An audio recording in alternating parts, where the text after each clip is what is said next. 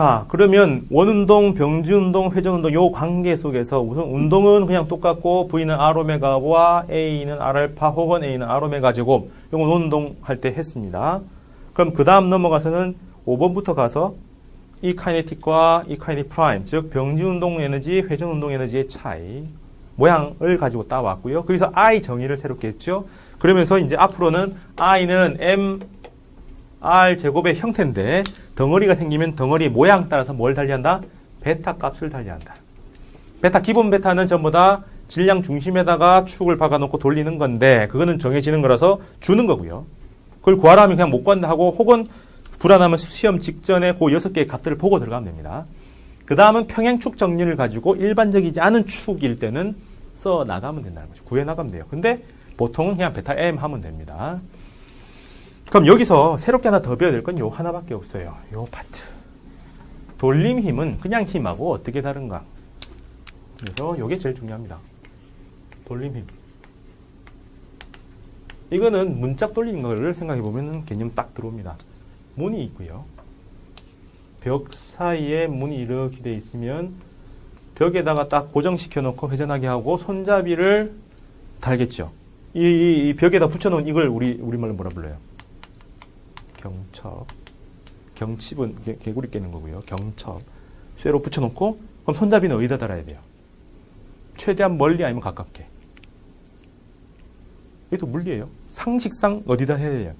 경첩에다 붙여놓으면 문이 회전하나요? 안 합니다. 근데 내가 옛날에 우리 집 고칠 때 아무 얘기 안 했더만 목수 아저씨가 원래 문짝이 180도 회전했을 때 똑같습니다. 그래서 이렇게 해가지고 딱 다 재놓고 내려와서 손잡이를 이렇게 박으라고 딱 하는데 여기다 손잡이 딱 들어놨어요. 그래서 경첩을 여기다 붙여. 다행히 이제 회전시켜서 했는데 이러면 안 움직이죠. 상식상 축으로부터 멀리 떨어진 곳에 손잡이를 달아서 밀어야 되죠. 밀 때 어디로요? 수직으로. 그럼 요걸 이제 물리 개념을 하면은 이걸 기준으로 따지면 위치는, 힘을 주는 위치는 R로 표시하겠죠. R은 클수록 회전을 잘합니다. 당연히 힘은 클수록 회전을 잘하겠죠. 근데 그 힘을 어느 방향을 줘야 돼요? 이렇게 놓고 이렇게 하면 고전적인 코미디죠. 벽에다가 문 달아놓고 이렇게 해야 될 점을 왜 안 열리지 하다가 뒤에 3명이 따가서 철컥하고 지나가는 심형이 아는지 모르겠다.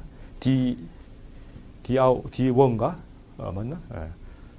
제1 그 지식인 뭐 이렇게 나온 사람인데 여튼 그 80년대 제가 어릴 때 인식 없을 때 그때 나왔던 코미디가 이런 건데 그거죠. 힘을 이렇게 수직으로 줘야 문이 회전을 하지 이렇게 해가지고는 회전하지 않습니다. 그래서 하나 더 들어가요. 토크라고 하고요. 문이 회전하는 정도는 멀수록 뭐가 멀수록?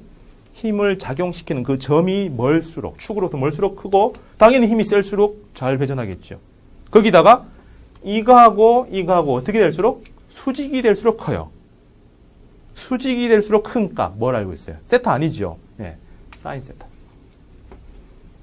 그래서 사인 세타에 비례한다. 요걸 갖다가 수학적으로 표시하는 게 토크라고 해놓고 R, 크로스 F라고 했죠. 크로스하고 도트하고요. 차이가 나죠? 도트는 나란한 방향이고 얘들은 수직 방향이었습니다. 얘들은 사인이 붙고요. 얘들은 코사인이 붙어요. 그죠? 얘들은 워크 할 때 나왔죠. 그죠? 일할 때는 같은 방향으로 미는 상황이어야 되고 얘들은 수직으로 작용할 때 제일 크다라는 거죠. 요게 토크의 크기입니다. 자, 이걸 왜 이렇게 쓰냐 하지 말고요. 이 느낌을 수학적으로 그냥 정리한 겁니다. 이유 없다라고 생각하셔야 돼요. 그죠? 그러고 나서 벡터기 때문에 이제 문의 회전 방향을 보시면 돼요. 자, 제가 이렇게 얘기하는 이유는 토크를 갖다가 이렇게 하면 R과 F를 회전시켰을 때 나오는 방향 해버리면 이건 나오는 방향입니다. 답은. 근데 이렇게 문장을 풀었을 때 이렇게 도는데 나오는 방향 이 너무나 쉽다라고 하는 사람은 거의 없어요. 근데 이렇게 하면 문이 좌회전할까요? 우회전할까요? 하는 건 다 압니다. 어릴 때부터 만날 해봤고 손가락도 찡겨봤고 그리고 누워서 빌빌대다가 일어나기 싫어서 뭐 손가락 집어넣어서 돌려보고 막 다 해봤어요. 어떻게 하면 잘 되는지를 우리가 너무나 체감을 많이 해봤어요. 어떻게 되는 거예요? 이렇게 밀면 문은 이렇게 회전합니다. 그래서 그냥 우리는 절대적으로요. 그냥 좌회전 토크라고 하면 돼요. 그걸 갖다가 오른나사의 법칙.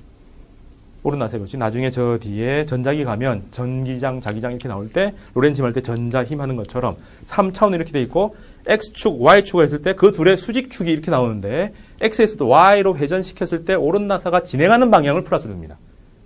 왼나사가 진행하는 방향이 아닌 거죠. 그냥 우주가 그렇게 생겨 먹었어요. 왜 하필이면 이거냐? 몰라요. 물리학자들은 모릅니다. 그냥 그렇게 생겨 먹었어요. 그래서 이걸 써야 된다라고 해서 지금은 전파됐을 건데 우주는 왼손잡이라는 말도 안 되는 얘기도 하는 사람도 있습니다. 이게 맞다는 거죠. 똑같은 XY 축에 대해서 이렇게 나오는 거. 서로 반대가 되면 안 된다는 얘기죠. 그래서 이렇게 이쪽 방향이 플러스다라고 하는 것처럼 좌회전할 때 손가락 4개가 돌렸을 때 엄지손가락이 나오는 방향을 우리는 벡터로 표시하는 겁니다. 근데 이거는 벡터를 정확하게 해가지고 벡터 곱을 할 때나 필요하지.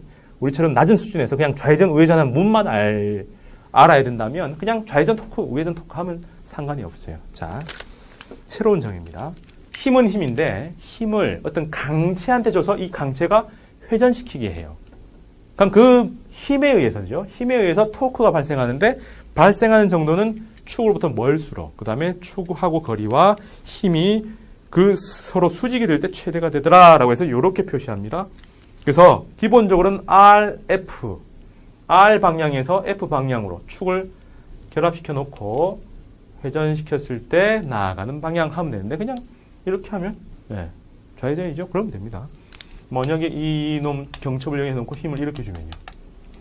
우회전이겠죠. 우회전이면 우리는 들어가는 벡터라고 하는데 그냥 우회전이라고 하면 됩니다. 요게 돌림 힘이에요. 되겠습니까?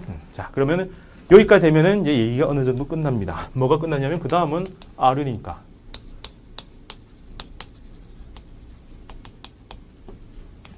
P는 mv. 그 다음에 시간당 운동, 힘, 아니지. 시간당이요. 시간 곱하기.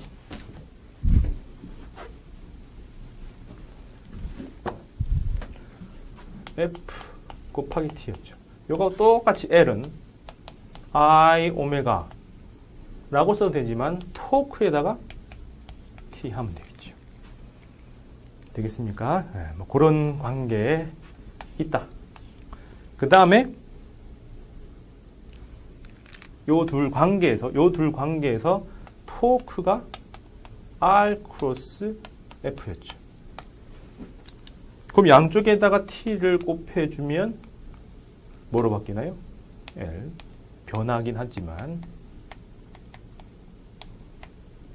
변화 떼버리면 그죠? 얘하고 결국은 똑같다고 했죠. 각 운동량이나 힘이나 비슷한 놈이라서 모양이 똑같이 생겨 먹는 겁니다. 크로스가 이제 들어왔으니까 벡터니까 앞자리에 있었다는 겁니다. 뒷자리에 있으면 안 됩니다. 그래서 아까 봤던 요 흐름에서 R이 오른쪽에, 여기는 왼쪽에 제곱으로, 근데 여기는 왼쪽 중에서도 왼쪽에다가 크로스를 했을 때 똑같아진다 라고까지 확장하면 됩니다. 돼요. 그래서 요걸 다 채우면 얘기가 끝나죠. 자, 그래서 1번, 2번, 3번, 4번, 5번 새로운 개념이 5개가 생겨서 정의했고요. 요거 하기 위해서 5번 받고 2번 받고, 그래서 3번만 좀 설명이 막 들어가니까 4번이 자연스럽게 얘기가 결론이 나오죠. 그게 전부입니다. 그죠? 그럼 여기서 이제 하나 더 들어간다면 거꾸로 가는 거죠. 이렇게 가는 거 말고 원운동을 하고 있는 강체에서 병진 운동만 하는 질점으로 바꾸는 것. 즉 강체의 질점화를 위해서 만든 게 질량 중심이라는 개념입니다.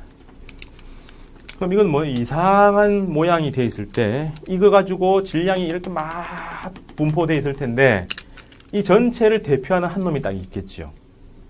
이해됩니까? 그럼 그 놈 하나만 하면은 이 전체 강체의 운동을 다 할 수 있는 거죠. 예를 들어서 지구라는 이 거대한 물체가 있는데 우주에서 보면 점으로 보이겠죠. 그러니까 지구를 어디다가 지구의 전체 질량이 모인 것처럼 질점화 시킬 수 있느냐 하면은 지구 센터겠죠. 여러분들 다른 대로 하면 삼각형을 따지면은 딱 반, 딱 반, 딱 반 해서 요거 질량 중심이었던 거. 여기에 모든 질량이 모여있다 해도 상관이 없겠죠. 그래서 그 질량 중심은 모든 질량의 합, 부분의 합이 여기 모여있는 거예요. 그때 요 지점이라고 하는 건 뭐냐면 이 전체 질량이 한 지점에 대한 토크와 아주 미세한 그 분야에 대한 토크의 합하고 서로 같다는 거죠. 외부에서 보기에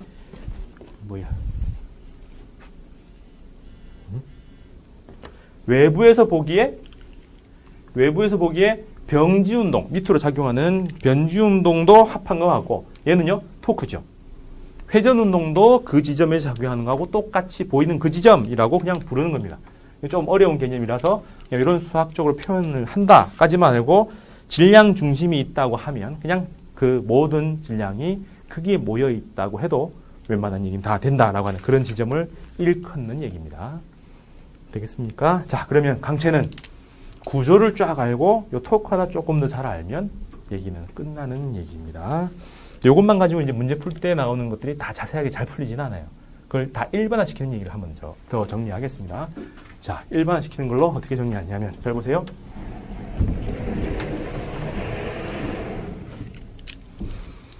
개념 틀로 보면 SVAT, FM, PE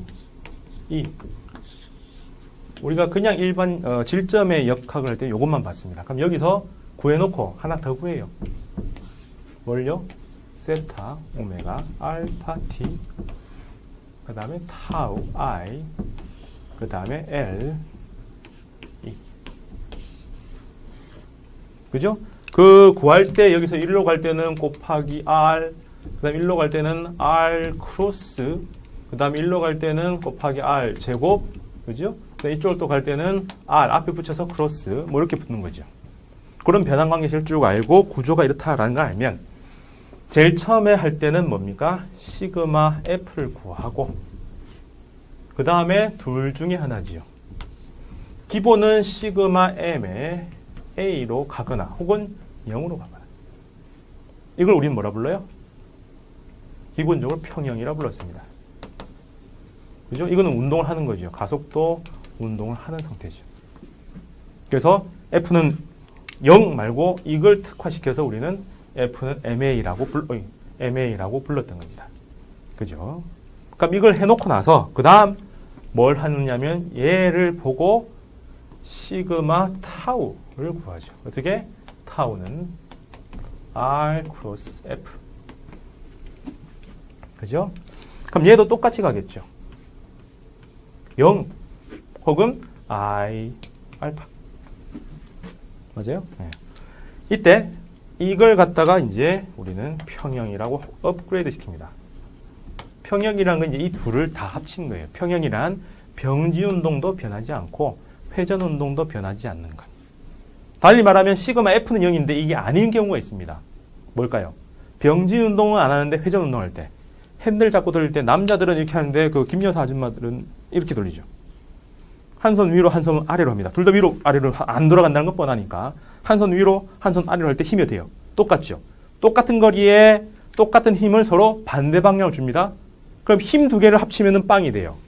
근데 이 힘은 여러분들 보기에는 어디지? 우회전. 얘도 우회전이죠. 그럼 어떻게? 둘 다 우회전이니까 돌아가겠죠. 이해됩니까? 그럼 뭘까요? 그냥 힘 합하면 0이니까 병지 운동은 안 합니다. 근데 우회전을 도니까 우회전 해버리죠. 그래서 시그마 F는 빵인데 시그마 토크가 빵이 아니라서 평형이 아니에요. 제자리에서 뱅뱅뱅 돈다는 얘기죠. 이게 핸들 돌리는 법입니다.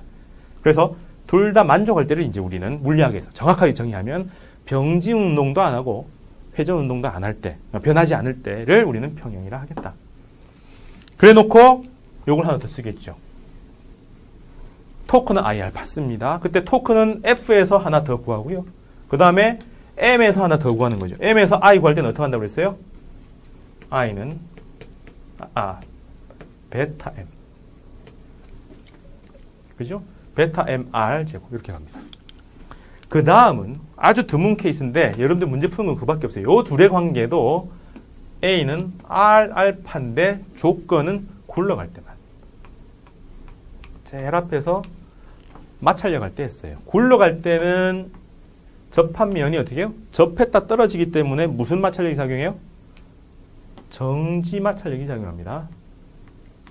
그래서 에너지 손실이 없어요. 근데 정지 마찰이 있어야 굴러가고 접한 게 이게 따다다닥 붙어서 움직이기 때문에 A는 R 알파라는 관계식이 있습니다. 이해됩니까? 근데 대부분의 여러분들 문제는 자동차가 급출발, 급정지할 때처럼 막 바퀴가 움직일 때가 아니라 떼굴떼굴 굴러간다라는 문제만 나와요. 그래서 요것도 그냥 자연스럽게 변한다 치면 요 파트를 요거 씹으면 다시 다 그냥 벡터 값을 다 빼고 스칼라로 다시 써주면 RF는 베타 MR 제곱에 A가 나오니까 어떻게 해요? 알파가 나오니까 R분의 A로 쓰면 되죠. 약분하니까 어떻게 돼요? R 하나, 둘, 둘. 그래서 최종 F는 요런 형태가 됩니다. 요게 변형이 되면 이렇게 돼요. 원래 F는 MA가 하나 있고요. 또 다른 F는 또 다른 MA가 하나 더 있는 겁니다. 근데 그때 M은 얼마라고요? 베타 M. 이 베타 어디서 나왔어요? 회전 관성의 극값. 그죠? 회전 관성하기 때문에 어쨌든 개김성이 더 늘어나겠죠. 병진 운동만 하는 거 말고 회전 운동도 해라라고 하면은 개김성이 더 늘어날 거라는 게 뻔하니까 그 개김성을 베타 M이라고 처리하면 된다라는 거예요. 여기 직관입니다. 되겠습니까? 그래서 F는 MA, 토크는 I알파 기본적으로 아시고요. F는 MA 말고 토크는 I알파를 굴러가는 물체에 대입을 하면 그냥 F는 베타 M이라는 게 더 하나 더 생긴다 라고 생각하셔도 됩니다. 돼요? 자, 그러면서 문제를 한번 풀어보죠.